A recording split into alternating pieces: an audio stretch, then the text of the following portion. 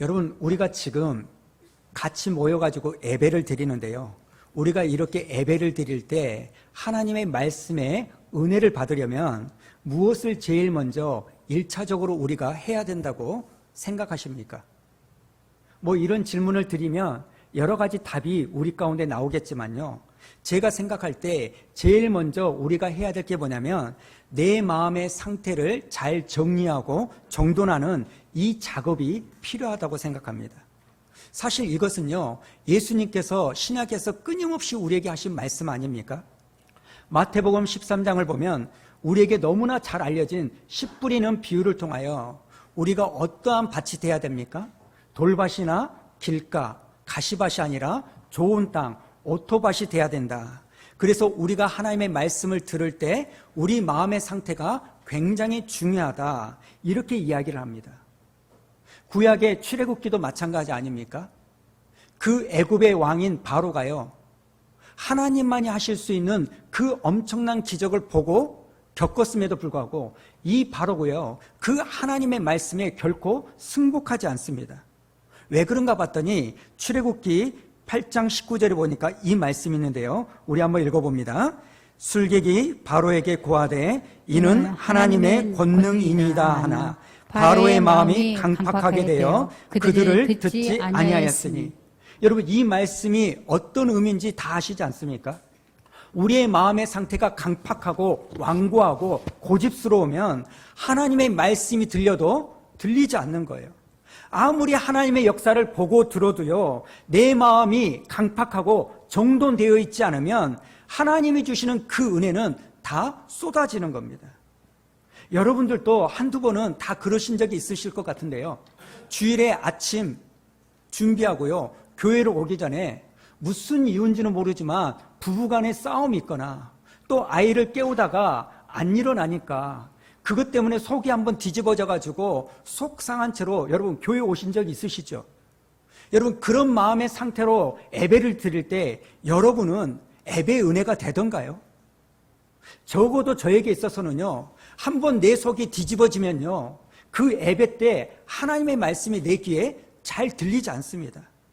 그래서 히브리서 기자는요, 히브리서 3장 15절에 다음과 같이 말을 하는데요, 한번 보시기 바랍니다. 성경에 일렀으되 오늘날 너희가 그의 음성을 듣거든. 그 다음에 뭐라고 말합니까? 너희 마음을 강팍해 하지 말라. 그랬더니 여러분, 주일 예배가 11시면요 우리가 어떻게 해야 됩니까? 11시 딱 맞춰서 교회에 오는 것이 아니라 10분, 20분 전에 먼저 와가지고 하나님 앞에 먼저 내 마음을 정리해야 되는 겁니다. 하나님, 오늘 내 마음이 하나님께 은혜 받을 수 있는 심령이 되게 해주십시오. 지금 내 마음이 이런저런 일로 심란한데 이 마음이 하나님의 말씀을 들을 때 좋은 땅이 되게 해주십시오. 그게 기도일 수도 있고요, 하나님의 긍휼을 구하는 사모함일 수도 있습니다. 여러분, 제가 이런 관점으로 오늘 말씀을 쭉 묵상하는데요, 말씀을 읽다가 절로 제가요 기도가 나오는 거예요. 하나님, 제가 그리고 수아누리교회 성도들이 오늘 본문에 나오는 베레아 사람들과 같은 삶을 살게 해주십시오. 왜 제가 이런 기도가 나온지 아십니까? 그것은 바로 본문에 나오는 베레아 사람들이 보여주는 모습 때문입니다.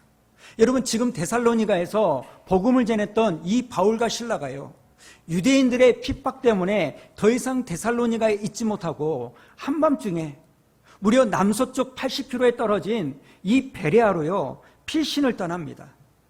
그리고 이 바울이요 베레아에 딱 도착하자마자 제일 먼저 한 일이 뭐냐면 바로 앞에 데살로니가에서 했던 그 베레아의 회당으로 바로 들어가는 거예요.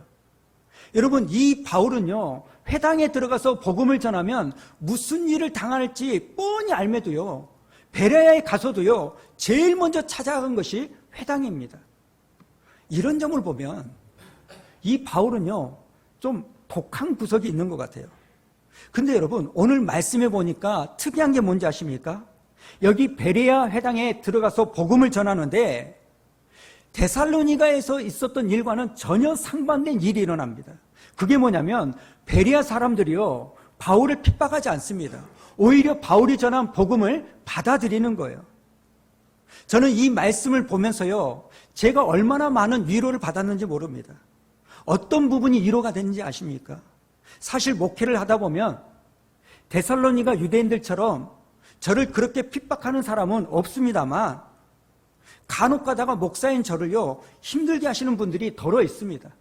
무슨 일을 하려면 감나라 대추나라 들이대는 분들도 있고요.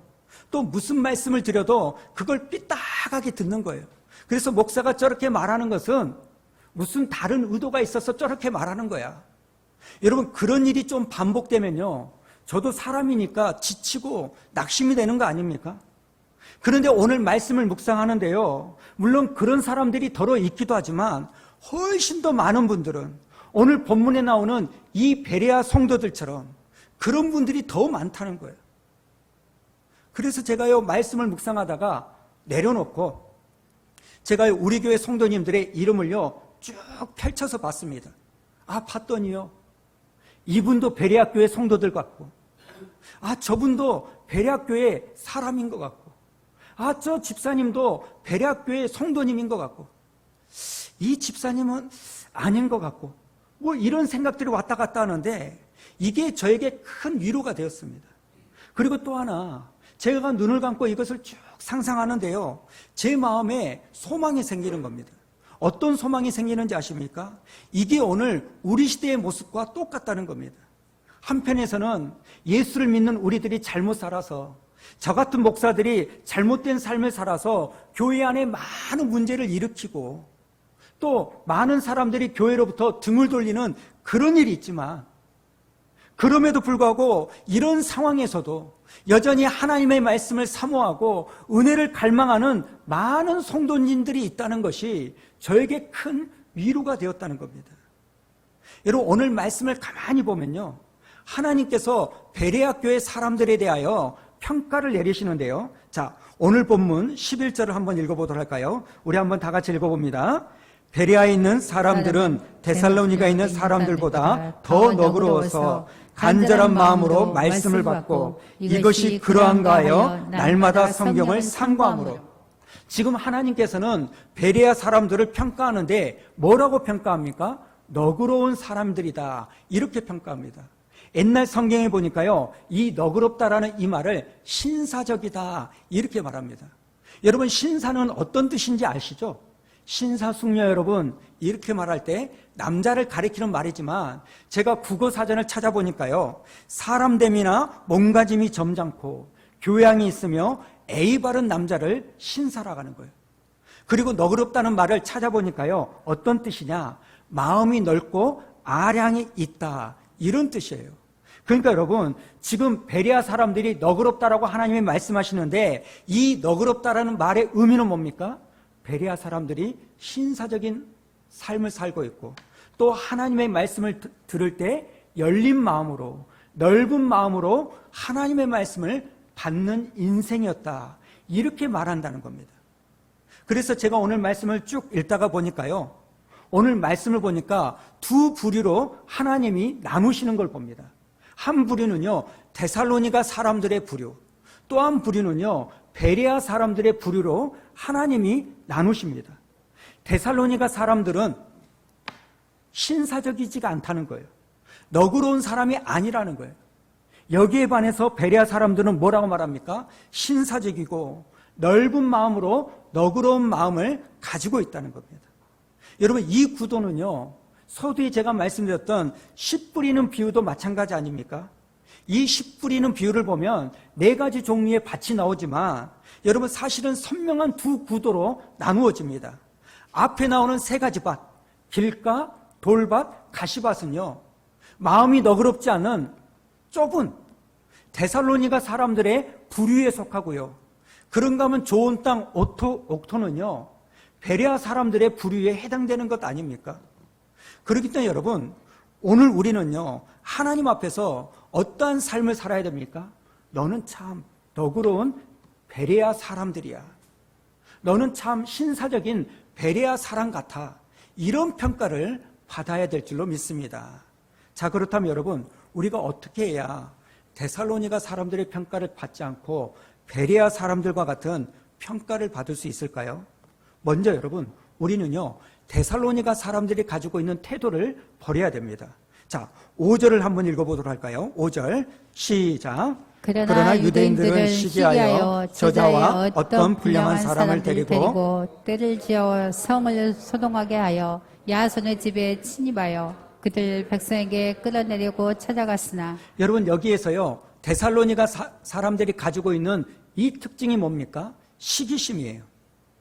여러분, 이 시기심은 사실 죄성을 가진 우리 인간들의 본능 아닙니까? 우리가 잘 아는 것처럼 이 시기심 때문에요, 형과 동생의 사이가 갈라집니다. 창세기에 보면 가인과 아벨이 하나님 앞에 제사를 드리는데 이 형 가인이요, 제사를 드린 후에 잠을 잘 때마다 늘 곱씹는 거 아닙니까? 왜 하나님은 내 제사는 받지 않고 동생 아벨의 제사만 받는가? 도대체 내가 부족한 게 뭐가 있다고? 내가 안 드린 게 뭐가 있다고? 왜 내 제사는 받지 않는가? 이 생각만 곱씹는 거예요. 여러분, 그 곱씹는 것이요, 나중에 시기심으로 발전이 되고 그 시기가 분노로 인해 가지고 자기 동생을 돌로 쳐 죽이는 이 살인을 저지르는 거 아닙니까? 여러분, 살인의 중심에요, 이 시기심이 있는 거예요.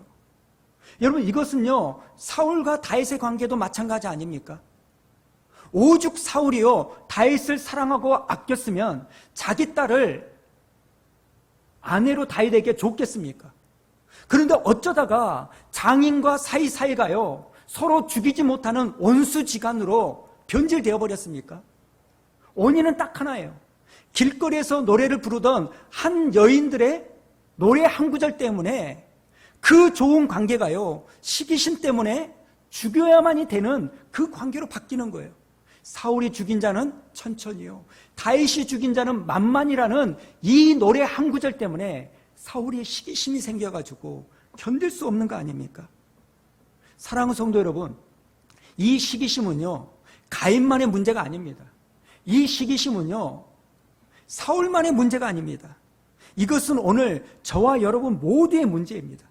얼마나 많은 성도들이 이 시기심 때문에, 질투 때문에 하나님을 떠나는지 모릅니다. 얼마나 많은 교회가 이 시기와 질투 때문에요, 갈라지는지 모릅니다. 오늘 하나님께서는 우리에게 뭐라고 말합니까? 네 마음속에 있는 그 불편한 시기, 질투, 이것을 해결하기를 원하신다는 겁니다. 그런가 하면 두 번째로, 여러분, 베레아 사람들의 모습을 우리가 배워야 되는데요, 그런 평가를 받으려면 우리가 어떠한 태도를 가져야 될까요? 11절을 한번 다시 한번 보십시오. 11절에 보니까요, 베레아에 있는 사람들은 데살로니가에 있는 사람들보다 더 너그러워서, 그 다음에 뭐라고 말합니까? 간절한 마음으로 말씀을 받았다는 겁니다. 여러분, 여기서 우리가 가져야 될 태도가 뭡니까? 하나님의 말씀을 들을 때 어떤 태도로요? 간절한 마음으로 하나님의 말씀을 들어야 되는 거예요. 다른 말로 말하면 사모하는 마음으로, 기대하는 마음으로 하나님의 말씀을 들어야 되는 거예요. 마치 목마른 사슴이 시냇물을 찾아 헤매이듯이 목숨을 걸고 간절한 마음으로 마실 물을 찾는 것처럼요. 어떤 분이 이런 이야기를 하시더라고요. 사람들이 설교를 들을 때 4가지 유형의 설교를 듣는 방식이 있다는 겁니다. 첫 번째 유형이 어떤 유형이냐면 모래시계의 유형이 있다는 거예요. 여러분, 모래시계 다 아시죠? 우리가 사우나 같은 데 가보면 처음에는 이 모래시계가 위에 가득 차 있지만 세워놓고 시간이 지나면 밑으로 다 쏟아집니다. 그래서 위가 싹 비워져요. 우리가 말씀을 듣기는 듣는데 시간이 지나면, 하루가 지나고 이틀이 지나면 깨끗하게 들었던 말씀이 사라지는 거예요. 내가 어제 들은 말씀이 무엇지? 내가 지난 주일날 어떤 말씀을 들었지? 생각이 나지 않는 거, 이게 모래시계 유형이라는 거예요. 자, 이런 맥락에서 우리 한번 복습해 볼까요? 지난주에 우리는 어떠한 말씀을 나누었습니까? 야손의 믿음을 통하여 우리 은혜의 보존기간이 좀 길었으면 좋겠다, 이런 말씀을 나누었잖아요. 기억 못 하셔도 됩니다. 그래야 제가 또 설교를 하죠. 똑같은 거에도 새롭게 들을 거 아닙니까? 그런가 하면 두 번째 유형이 있는데, 어떤 유형이냐면 스펀지 유형이 있다는 겁니다. 굉장히 말씀은 잘 흡수해요. 이게 스펀지 유형입니다. 여러분, 스펀지의 특징이 뭡니까? 흡수는 잘하는데 꽉 움켜쥐면 모양은 찌그러지고 흡수했던 모든 것을 다 토해내는 거 아닙니까? 그러니까 스펀지 영은요, 은혜는 잘 받아요. 그런데 꽉 움켜쥐으면 내용물은 사라지고요, 예전의 모습으로 되돌아가는 거예요. 하나도 변한 게 없는 겁니다. 5년 동안 예배를 드리고 10년 동안 성경 공부를 하는데도 달라진 게 전혀 없어요. 교회 생활은 익숙한데 신앙의 성숙과 성장이 없는 거예요. 여러분, 이런 유형이 스펀지형입니다. 그런데 문제는 오늘날 한국교회 많은 성도들이 의외로요, 이런 스펀지 유형의 신앙을 가지고 있다는 겁니다. 오랫동안 신앙생활하니까요, 교회에서 직분은 가지는데 그 사람의 하루의 삶을 딱 들여다보면 하나님과의 인격적인 관계는요, 일도 없는, 하나님을 생각하지도 않고 기도하지도 않고 말씀을 펼쳐보지도 않는 그런 삶을 사는 사람이 의외로 많이 있다는 겁니다. 그래서 교회에서 신앙생활을 하는데 예수 믿기 이전의 태도와 생각이 전혀 바뀌지 않는, 신앙의 열매가 없는 사람, 이게 스펀지형입니다. 그런가 하면 세 번째 유형이 있는데요, 가시형이 있다는 겁니다. 가시형. 여러분, 이 가시형은요, 말하지 않아도 다 아시죠? 하나님의 말씀을 듣는데 어떻게 들어요? 삐딱하게 듣는 거예요. 삐딱하게. 어떤 말씀이 선포되든지 간에 이것은 나에게 주시는 하나님의 말씀이구나. 이것은 지금 나를 사랑하셔서 내가 좀 불편하고 부담스러워도 나 잘되라고 주시는 하나님의 말씀이구나. 아멘. 이렇게 받는 게 아니라 저거 지금 나 찍는 소리구나. 누가 내 이야기 목사님한테 했어? 지금 나 까는 소리 하고 있네? 여러분, 이렇게 삐딱하게 듣는 사람이 가시형이라는 거예요. 그래서 여러분, 예수님께서 우리에게 뭘 요구하십니까? 들을 귀 있는 자가 되라는 거예요. 그래서 예수님께서 너희 마음의 밭을 좋은 땅이 되어야 된다고 말씀하십니다. 왜 그런지 아십니까? 똑같은 하나님의 말씀을 들어도 모든 사람이 다 은혜 받는 게 아니에요. 적어도 오늘 말씀에 비추어 보면 은혜는요, 거저 주어지지 않습니다. 은혜는요, 하나님의 말씀을 사모하고 간절한 마음으로 들을 때 은혜가 임하고, 그 은혜가 임해야 30배, 60배, 100배의 결실을 맺는 겁니다. 여러분, 하나님의 말씀인 씨에는 문제가 없습니다. 그 말씀이 심겨지는 우리의 마음밭이 중요하다는 겁니다. 이런 점에서 여러분, 오늘 이 시간 여러분의 마음은 어떠십니까? 오늘 교회에 오실 때 여러분은 어떠한 마음으로 교회에 오셨습니까? 베레아 사람들처럼 말씀에 대한 기대감과 간절함을 가지고 하나님 앞에 나오셨습니까? 의외로 많은 사람들이요, 하나님의 그 귀한 말씀을요, 한 귀로 듣고 한 귀로 올리는 그런 사람들이 굉장히 많습니다. 모두가 다 그런 것은 아니지만 신앙생활을 오래 하신 분들일수록 이런 모습을 갖기가 너무 쉬워요. 왜 그런지 아세요? 하도 설교를 많이 들었으니까. 교회 와가지고 주보를 딱 펼쳐가지고요, 본문하고 제목만 들어도요, 오늘 목사님이 어떤 주제로 설교하겠구나 다 알아먹어요. 여러분, 주일학교에서요, 공과를 가르칠 때 어떤 아이가 제일 가르치기 어려운지 아십니까? 모태신앙. 어렸을 때부터 신앙생활을 했던. 공과를 가르치려고 하면요, 선생님이 말하기도 전에 선생님 저 오늘 알아요. 여리고 이야기할 거잖아요. 7번 돌았더니 성이 무너졌다는 거 아닙니까? 저 다 아니까 저 안 들을래요. 여러분, 이런 모습이 아이들만의 모습일까요? 오늘 우리의 모습은 아닐까요? 너무나 많은 말씀을 알고 들어서 오늘 말씀을 봐도 뻔한 말씀인 것처럼 여겨져서 그런 상황 가운데서도 하나님이 주시고자 하는 그 말씀이 무엇일까 찾아보기보다는 내가 생각한 대로 목사가 설교하고 있구나. 그래, 그런 거지. 이런 마음의 태도로 하나님의 말씀을 듣고 있지는 않는지 돌아보시기 바랍니다. 저는 오늘 예배드리는 저와 여러분 모두가 다 오늘 본문에 나오는 베레아 사람들처럼 하나님의 말씀을 들을 때 간절한 마음을 가지고 그 어떤 말씀을 할지라도 아멘하고 받아들일 수 있는 믿음의 사람이 되기를 축복합니다. 그런가 하면 베레아 사람들의 두 번째 특징이 있는데요, 어떤 특징이냐? 그렇게 받은 하나님의 말씀을 이것이 진짜 그러한가 날마다 상고하는 삶의 태도를 가졌다는 겁니다. 여러분 11절에 있는 말씀을 다시 한번 보십시오. 11절을 한번 볼까요? 베레아에 있는 사람들은 데살로니가에 있는 사람들보다 더 너그러워서 간절한 마음으로 말씀을 받고 그 다음에 뭐라고 말합니까? 이것이 그러한가 하여 날마다 성경을 상고함으로. 여러분 여기에 나오는 상고하다라는 이 말은요, 조사하다, 뜻을 살핀다 이런 뜻이 있어요. 그러니까 하나님의 말씀을 들을 때 진짜 그러한가? 그것을 알고자 조사하는 마음으로 말씀을 살피는 겁니다. 여러분 이 말씀을 우리가 읽을 때요, 오해하시면 안 됩니다. 이것이 그러한가 하여 날마다 성경을 조사하고 살핀다. 이 말씀은요, 그 말씀을 전하는 사람이 진짜 옳은 이야기를 하는가 틀린 이야기를 하는가, 저 사람이 자기 생각을 하나님의 말씀인 양 말하는가 아니면 진짜 하나님의 말씀을 전하는가, 그것을 분별하여 판단해 가지고요, 아니면 비판하기 위하여 조사하고 상고하는 게 아닙니다. 이것이 그러한가 하여 날마다 성경을 상고한다는 이 말씀은요, 내가 지금 들은 이 말씀을 더 자세히 알고 싶어서, 그리고 그 말씀이 진짜면 그 말씀대로 내가 살고 싶어서 그 말씀을 조사하고 연구한다는 거예요. 여러분 그 당시에는요, 신약 성경이 없기 때문에 구약만 있는 거 아닙니까?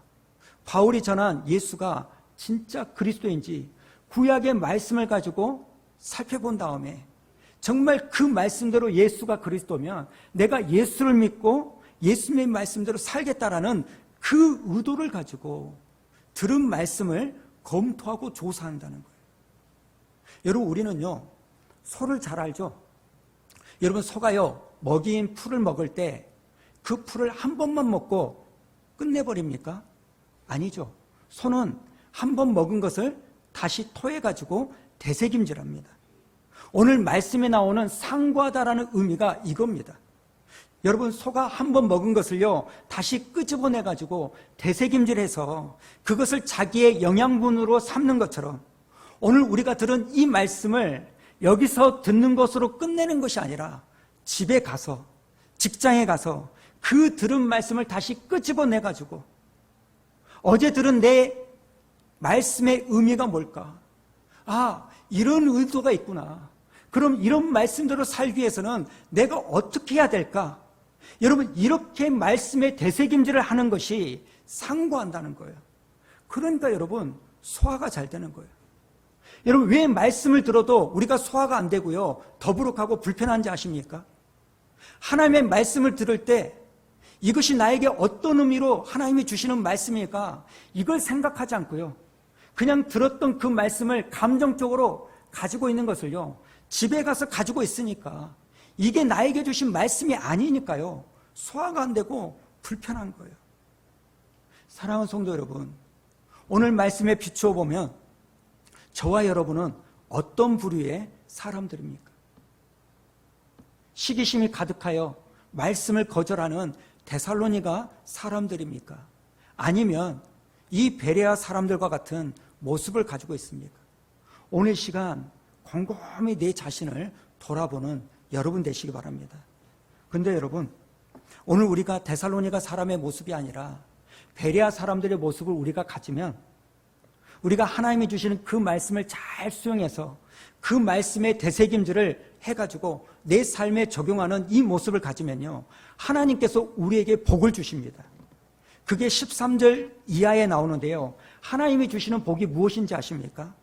어떤 상황에서도 우리의 신앙을 잘 지킬 수 있는 힘을 하나님이 주시는 거예요. 여러분 이게 무슨 말이냐면요, 지금 베레아 사람들이요, 바울이 전한 복음의 말씀을 듣고 아, 이건 참된 복음이구나, 예수가 정말 메시아구나, 이런 믿음을 가지고요 예수님을 영접하고 신앙생활을 합니다. 아, 그랬더니요 13절에 보니까 어떤 일이 벌어집니까? 자, 13절 우리 한번 읽어볼까요? 데살로니가에 있는 유대인들은 바울이 하나님의 말씀을 베레아에서도 전한 줄 알고 거기도 가서 무리를 움직여 소동하게 하는. 지금 데살로니가에 있는 이 유대인들이요, 베레아에 복음이 전해져서 많은 사람들이 예수를 믿는다는 그 소식을 듣고 80km가 떨어진 그 베레아까지 들어와 가지고 성을 소단케 하고요, 바울과 실라와 디모데를요 핍박합니다. 여러분, 우리가 지난주에도 살펴봤던 것처럼 이 베레아 교회 성도들은요, 데살로니가 교회 성도들처럼 초신자들입니다. 예수를 믿은 지 오래되지 않았습니다. 그렇기 때문에 어떤 유혹이나 핍박, 박해가 있으면, 여러 가지 피곤하고 성가신 일이 있으면요, 여지없이 무너질 수밖에 없는 믿음의 소유자예요. 이렇게 방해하고 핍박이 일어나고 선동하는 사람들이 있다면, 야, 예수 믿으면 피곤하겠구나, 교회 다니면 안 되겠구나, 그러면서 예수 믿는 것을 포기할지도 모르겠습니다. 그런데 오늘 말씀해 보니까 베레아 사람들은 어떻게 합니까? 조금의 흔들림도 없이 말씀을 붙잡고 자기들의 신앙을 지켰다고 성경이 말하는 거예요. 여러분, 예수님을 믿은 지 얼마 안 된 초신자들임에도 불구하고요, 하나님의 종인 바울과 실라와 디모데를요 보호해주고 교회를 지키기 위해서 그 안에 일어나는 모든 소동을요 감당을 합니다. 그것이 두렵고 피곤한 일이어가지고 예수 믿는 것을 그만두는 것이 당연함에도 불구하고 그만두지 않고 담대하게 그 문제를요 대처해 나가는 거예요. 여러분, 초신자들인데 어떻게 이게 가능할까요? 오늘 말씀을 보니까요, 그것은요, 우리가 열린 마음으로 말씀을 대하고 그 말씀을 들을 때 이것은 나에게 주신 하나님의 말씀이야, 아멘으로 받고, 그리고 듣는 것으로 끝나는 게 아니라 말씀의 되새김질로 내 삶 가운데 적용시키고자 말씀을 살펴볼 때 어려운 환경 가운데서도 내 신앙을 지킬 수 있는 힘이 된다고 성경이 말하고 있다는 겁니다. 사랑하는 성도 여러분, 오늘 이 말씀은요, 오늘 이 시대를 살고 있는 저와 여러분에게도 동일한 진리인 줄로 믿습니다. 여러분, 신앙의 연수가 긴 사람이 시험을 이기는 것이 아니고, 신앙의 연수가 짧은 사람이 시험 들 때 넘어지는 게 아니라, 하나님의 말씀을 되새김질하는, 어떤 말씀이라도 하나님이 나에게 주신 말씀이라고 수용하는 사람만이 우리의 삶 가운데 어려운 환경을 이길 수 있는 힘을 갖는 겁니다. 여러분, 사실 안 그래도 쉽지 않은 신앙생활이지만 지금 코로나19로 더 어려운 상황 아닙니까? 하지만 오늘 말씀을 통하여 하나님께서 우리에게 주시는 소망이 뭡니까? 이런 상황 가운데서도 너희들이 믿음을 잘 지킬 수 있는 길이 어디 있는지 아니? 오늘 베레아 사람들처럼 간절한 마음으로 하나님의 말씀을 받아들여라. 그리고 듣는 것으로만 끝나지 말고 말씀의 되새김질을 하는 삶을 살면 너희들의 삶은 믿음으로 이겨나갈 수 있다는 겁니다. 사랑하는 성도 여러분, 우리가 이러한 태도를 가짐으로 말미암아 하나님이 우리를 보실 때 베레아 교회 성도들처럼 너는 참 신사적인 베레아 사람 같아, 너는 참 너그러운 베레아 교회 성도들처럼 보여, 이런 평가를 받는 인생이 되기를 주님의 이름으로 축복합니다. 여러분, 그렇게 되기 위해서는 한 가지를 버리십시오. 내 안에 있는 시기심, 질투를 버리시고 또 베레아 교회 성도들처럼 간절한 마음으로 말씀을 받으시고 그 말씀을 되새김질함으로 말미암아 그것을 여러분의 삶에 적용하는 저와 여러분 되기를 축복합니다.